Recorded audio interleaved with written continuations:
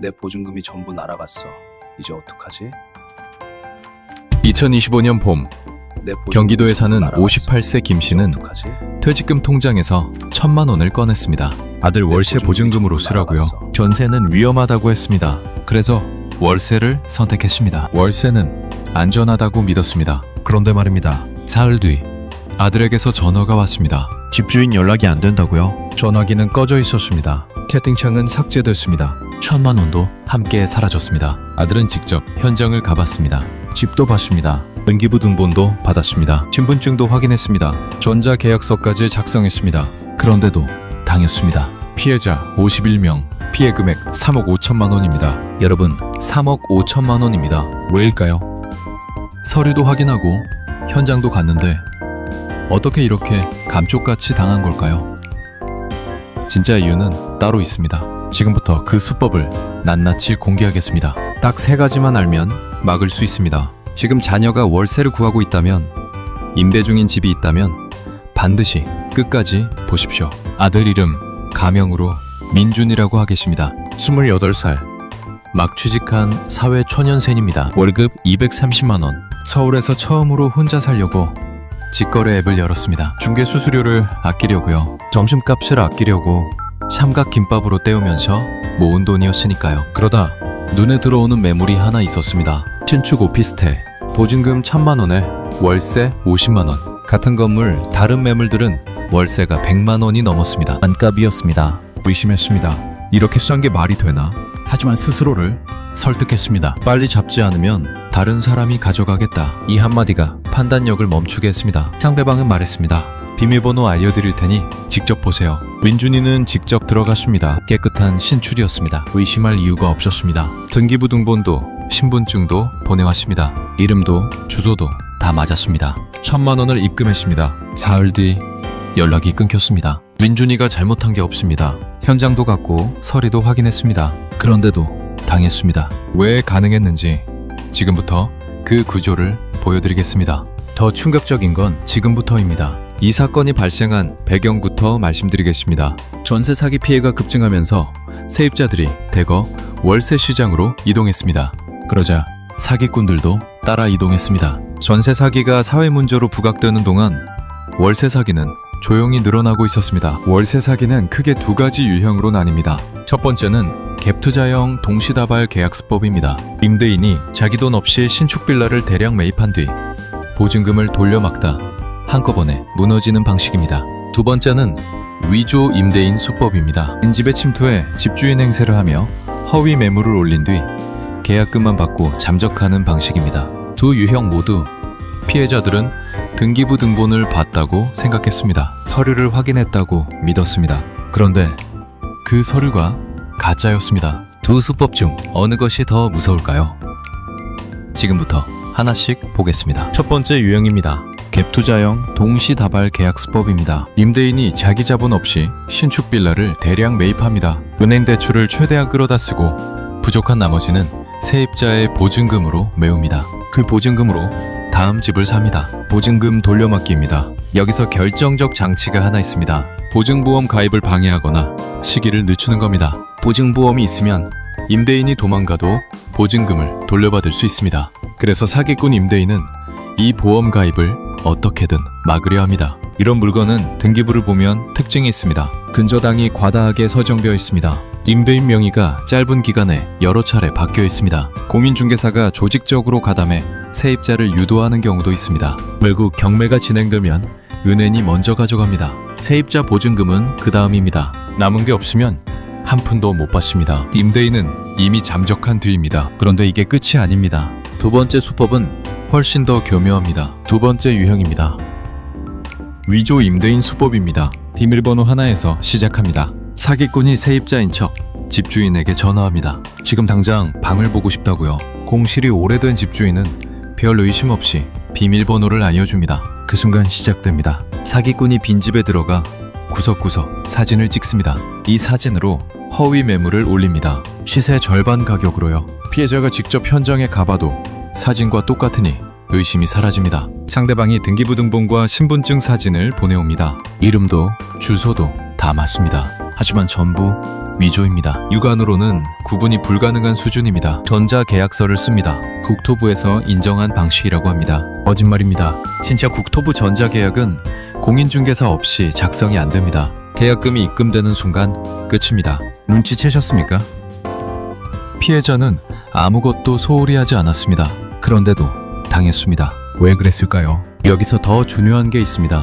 이 수법이 가능한 이유가 있습니다. 단독범행이 아니기 때문입니다. 텔레그램으로 연결된 역할 분담 조직입니다. 총책이 있습니다. 매물 정보를 실시간으로 공급하는 관리책이 있습니다. 피해자를 직접 응배하는 행동책이 있습니다.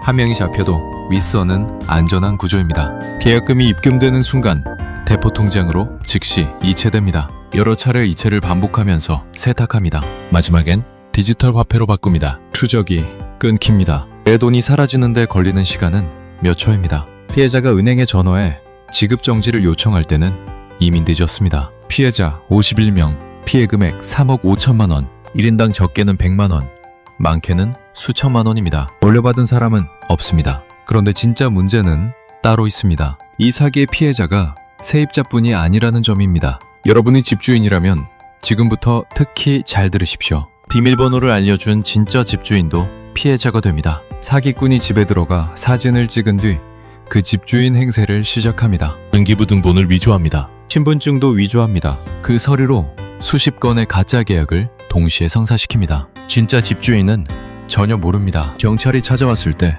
처음 알게 됩니다. 자신이 사기를 친 게 아닌데 피해자들이 집 앞에 몰려옵니다. 50대, 60대 임대인들이 특히 취약합니다. 공실이 나면 빨리 세입자를 채워야 한다는 압박이 있습니다. 연락이 오면 반가운 마음에 비밀번호를 쉽게 알려줍니다. 바로 그 순간이 시작점입니다. 이게 바로 월세 사기가 더 교묘한 이유입니다. 세입자와 집주인 양쪽에서 동시에 피해자가 나옵니다. 비밀번호를 이미 알려준 적이 있다면 지금 당장 바꾸십시오. 더 무서운 건 지금부터입니다. 이 사기가 계속 반복되는 이유가 있습니다. 신고를 포기하는 피해자가 많기 때문입니다. 전세 사기는 피해 금액이 크기 때문에 사회적으로 주목받았습니다. 하지만 월세 사기는 1인당 피해 금액이 100만 원에서 수백만 원 수준인 경우가 많습니다. 그냥 포기하는 피해자가 많습니다. 그래서 통계보다 실제 피해는 훨씬 더 클 가능성이 높습니다. 더 무서운 건 비배면 계약 문화가 사기꾼에게 유리한 환경을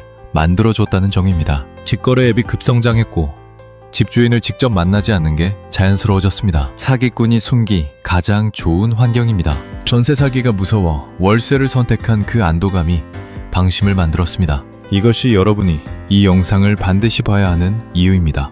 직접 확인하지 않으면 막을 방법이 없습니다. 이제 가장 중요한 이야기입니다. 민준이는 결국 1,000만 원을 돌려받지 못했습니다. 경찰이 행동책 2명을 구속했습니다. 하지만 윗선은 아직 수사 중입니다. 피해자 51명 중 보증금을 돌려받은 사람이 없습니다. 한 명도 없습니다.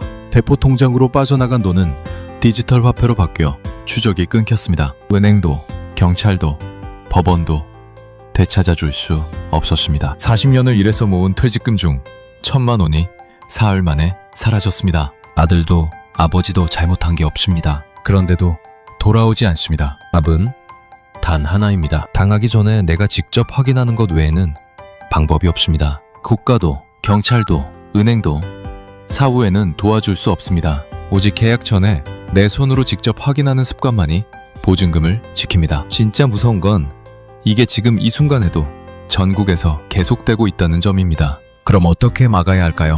이 피해는 한 사람에서 끝나지 않습니다. 보증금을 잃은 민준이는 다음 집을 구할 돈이 없습니다. 부모님께 다시 손을 벌려야 합니다. 아버지 김 씨는 이미 퇴직금에서 1,000만 원이 빠진 상태입니다. 한 건의 사기가 세대를 넘어 가족 전체의 재정을 흔듭니다. 집주인 쪽도 마찬가지입니다. 자신의 집이 사기 도구로 사용됐다는 사실을 알게 된 임대인은 심리적 충격을 받습니다. 임대사업 자체에 공포감이 생깁니다. 이런 사례가 쌓이면 지역 부동산 시장 전체에 불신이 퍼집니다. 더 큰 문제는 이 수법이 갈수록 정교해지고 있다는 점입니다. 위조 기술이 발전하고 디지털 화폐 세탁이 빨라졌습니다. 범죄 조직 입장에서는 처벌 수위가 낮고 추적이 어렵습니다. 수익은 높고 리스크는 낮습니다. 그래서 반복됩니다. 이게 끝이 아닙니다. 이 수법에 가장 취약한 사람들이 따로 있습니다. 지난해 부산에 사는 62세 이 씨의 이야기입니다. 딸이 서울대학원에 합격했습니다. 딸과 함께 직거래 앱을 열었습니다. 관악구 원룸, 보증금 500만 원에 월세 45만 원. 비슷한 원룸들은 70만 원이 넘었습니다. KTX를 타고 서울까지 올라와 직접 집을 봤습니다. 깨끗했습니다. 상대방이 보내준 등기부등본도 확인했습니다. 이름이 맞았습니다. 안심하고 500만 원을 입금했습니다. 이틀 뒤 연락이 끊겼습니다. 이 씨가 그 돈으로 할 수 있었던 것들이 있습니다. 딸의 한 학기 등록금입니다. 은퇴 후 처음으로 가려던 여행 경비입니다. 그게 이틀 만에 사라졌습니다. 이 사례가 특별한 게 아닙니다. 지금 이 순간에도 대학가 근처 역세권 원룸 밀집 지역에서 같은 일이 반복되고 있습니다. 자, 그렇다면 우리는 어떻게 해야 할까요? 딱 3가지만 지키면 됩니다. 첫 번째입니다. 등기부등본은 반드시 본인이 직접 떼십시오. 상대방이 보내주는 등기부등본은 믿으면 안 됩니다. 대법원 인터넷 등기소에서 직접 발급하십시오. 수수료는 1,000원입니다. 이 1,000원이 여러분의 보증금을 지킵니다. 갑구에서 집주인 이름을 확인하십시오. 계약 상대방 이름과 일치하는지 반드시 보십시오. 을구에서는 근저당 금액을 확인하십시오. 근저당과 보증금을 합쳐서 시세의 70%가 넘으면 계약하면 안 됩니다. 등기부에 신탁이라는 글자가 보이면 즉시 멈추십시오. 계약 전, 잔금일, 잔금 다음 날 최소 3번 확인하십시오. 두 번째입니다. 집주인과 반드시 직접 얼굴을 보고 만나십시오. 3가지 말이 나오면 사기를 의심하십시오. 바빠서 못 만난다. 전자계약으로 하자. 비밀번호 알려줄 테니 혼자 보고하라. 이 3마디가 나오는 순간 멈추십시오. 직접 만나면 신분증 원본을 요구하십시오. 행정안전부 1382번으로 전화하면 신분증 진위를 확인할 수 있습니다.